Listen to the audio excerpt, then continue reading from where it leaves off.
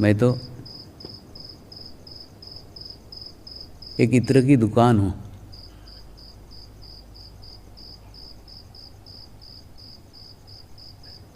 इस इत्र की दुकान में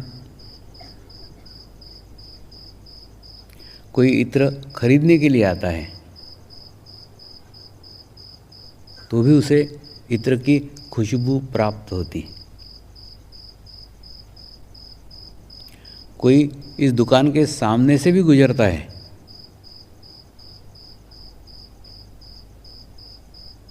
मेरे शब्दों की तरफ थोड़ा ध्यान दीजिए। कोई इत्र की दुकान के सामने से भी कोई गुजरता है तो भी उसे इत्र की खुशबू प्राप्त हो जाती।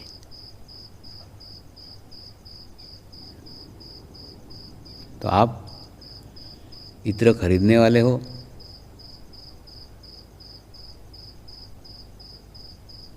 या इत्र की दुकान से गुजरने वाले हो,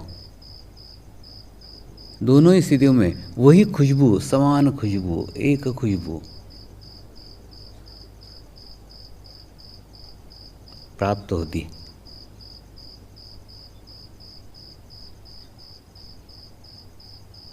इत्र की दुकान भेदभाव नहीं करती।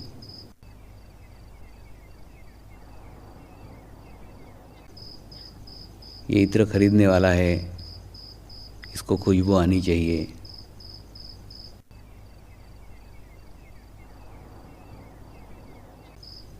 ये दुकान से गुजरने वाला है, इसे खुशबू नहीं आनी चाहिए। खुशबू देना इत्र की दुकान का स्वभाव है।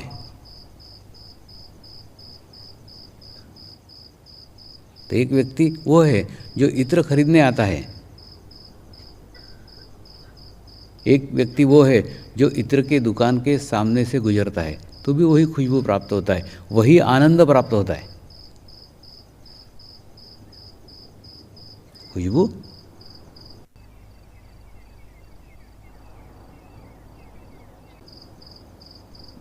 अलग अलग प्रकार की हो सकती है। गुलाब की खुशबू हो सकती है, केवड़े की खुशबू हो सकती है, चंदन की खुशबू हो सकती है, चमेली की खुशबू हो सकती है। अलग अलग इत्र की अलग अलग खुशबू हो सकती है।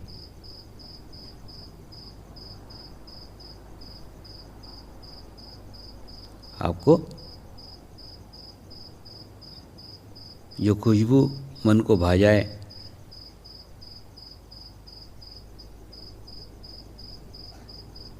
जिस खुशबू के माध्यम से आपको आनंद प्राप्त हो, वो इत्र आप खरीद सकते हैं, लगा सकते हैं। इत्र आप कोई भी लगाओ,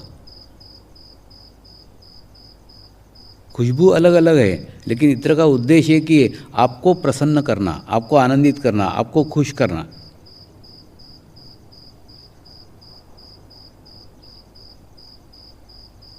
तीसरा व्यक्ति एक ऐसा भी है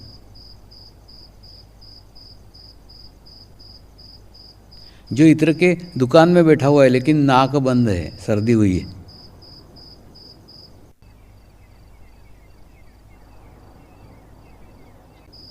उसको खुशबू बदबू कुछ भी नहीं है, उससे परे है, क्योंकि अपने ढक्कन बंद करके बैठा हुआ है।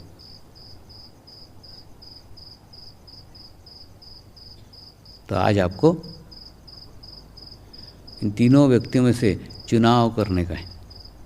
आप किस सीढ़ी के ऊपर बैठे हुए हैं, आप किस पादान के ऊपर बैठे हुए हैं। क्या वास्तव में इत्र खरीदने आए हैं? अपने आप को ही प्रश्न पूछो। क्या इत्र के दुकान के सामने से गुजर रहे हैं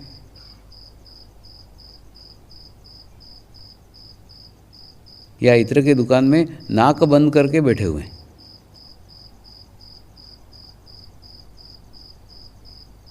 नाक बंद करके बैठे हुए हैं तो कोई प्रश्न ही नहीं है।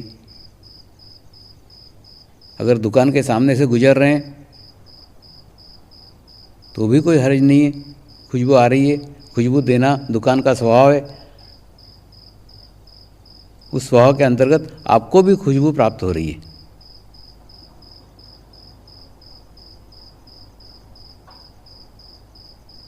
लेकिन अगर इत्र खरीदने आए हैं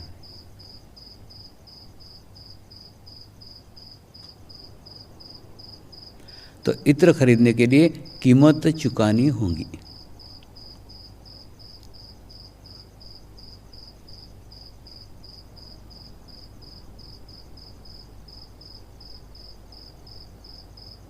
इत्र अलग अलग है, कीमत एक है। सभी इत्र की एक ही कीमत है।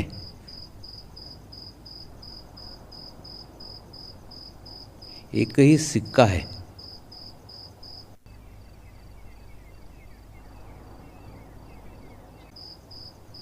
उस सिक्के को देकर के किसी भी प्रकार की खुशबू प्राप्त की जा सकती है, किसी भी प्रकार का इत्र खरीदा जा सकता है।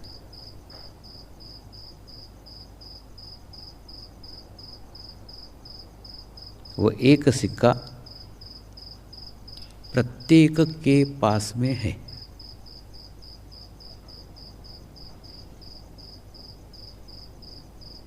वह एक सिक्का आप में से प्रत्येक दे सकता है।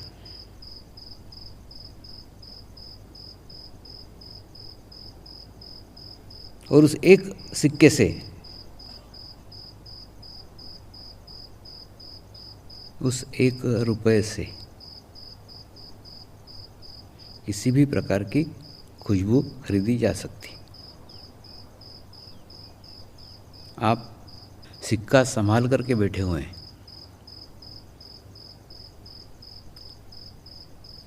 सिक्का बांध करके बैठे हुए हैं। सिक्का लपेट करके बैठे हुए हैं। सिक्के की गांठ तक खोलना नहीं चाहते।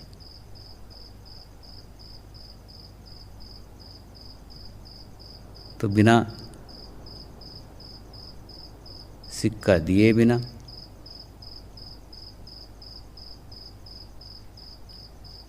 आपकी अंटी खोले बिना आपने आपके अंटी में सिक्का बांध के रखा हुआ है। अंटी आपकी है, सिक्का आपका है, खोलना आपको है। खोलोगे तो निकलेगा, तो ही खुशबू प्राप्त हो सकती है।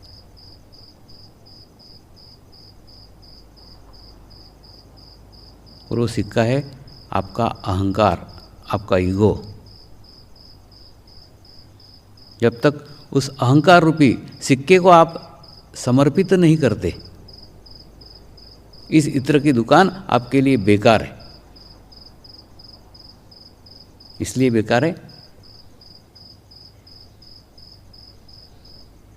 क्योंकि इत्र खरीद नहीं सकते, ले नहीं सकते।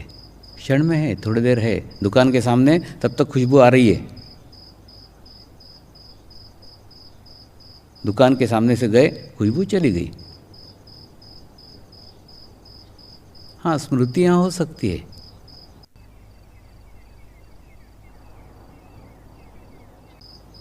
यादें रह सकती है। आहा हा हा हा हा, क्या दुकान के सामने खुशबू आ रही थी, बड़ा अच्छा लग रहा था, बड़ा प्रसन्न लग रहा था।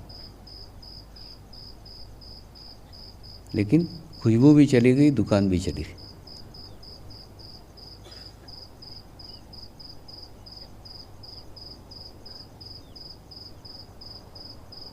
दुकान के सामने खड़े हैं, खुशबू आ रही है, यानी इत्र खरीदा, ऐसा नहीं है।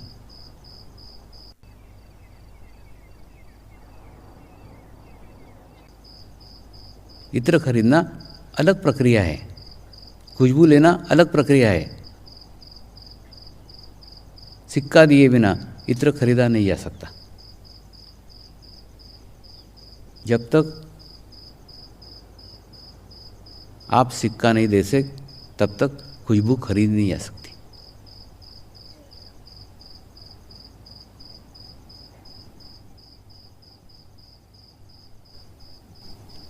और चैतन्य की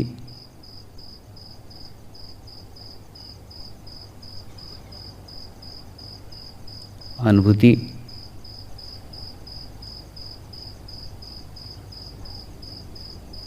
चैतन्य की खुशबू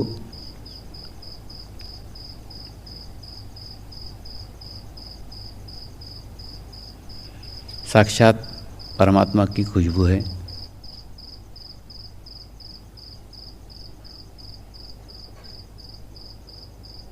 ना उसे कोई खरीद सकता है, ना उसे कोई बेच सकता है, ना वो मिटाई जा सकती है, ना वो बनाई जा सकती है।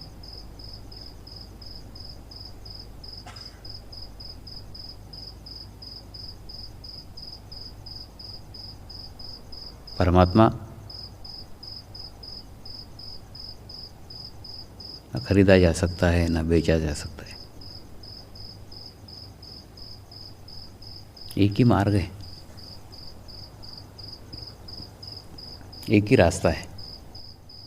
अपने आप को, स्वयं को परमात्मा मय कर दो। आप और परमात्मा अलग न रहे, दोनों एक हो जाए, समान हो जाए। यही एकमात्र रास्ता, यही एकमात्र मार्ग, यही एकमात्र विकल्प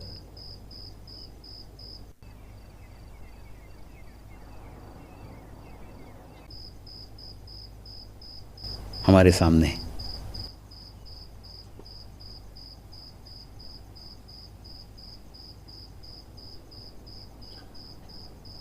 अभी हमें अर्पण से समर्पण तक की यात्रा करनी है।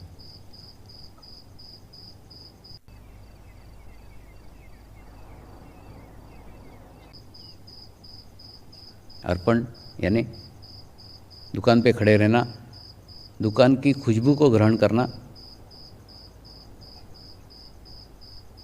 जो कुछ अपने पास है उसमें से थोड़ा सा अर्पित करना, थोड़े क्षण उस दुकान पे खड़े रहना।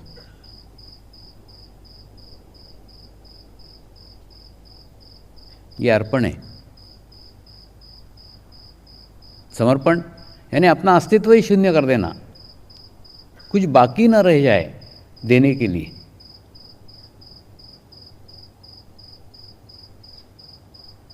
जब वो न रहा, जब मैं न रहा, तो कौन किसको क्या देगा और कोई किससे क्या लेगा।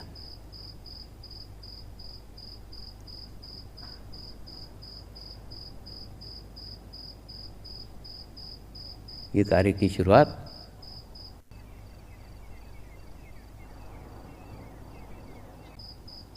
संपूर्ण समर्पण से हुई है।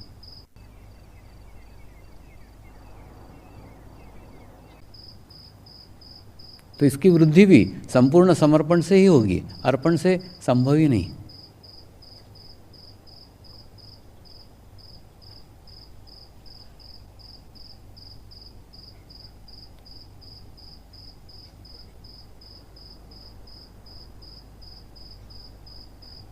जब मैंने अपने आप को गुरु को पूर्ण समर्पित कर दिया,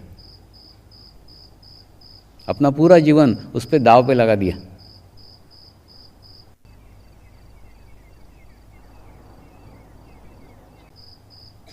तब जाके ये कार्य का विस्तार हो सका।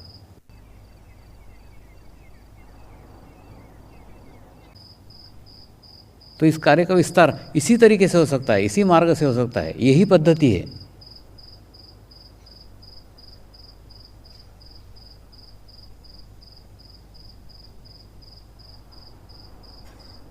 इसके लिए संपूर्ण समर्पण की आवश्यकता है। आवश्यकता है यानी अभी नहीं है। फिर अभी क्या है? अभी अर्पण है।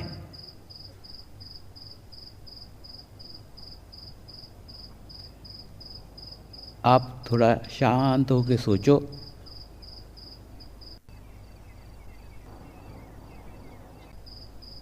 आप थोड़ा एकांत में बैठ के सोचो।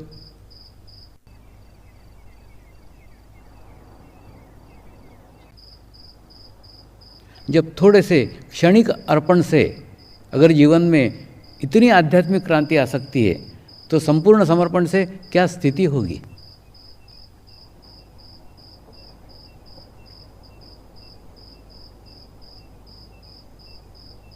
आपको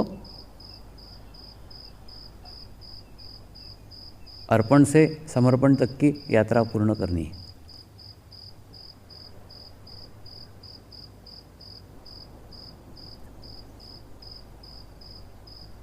समर्पण के लिए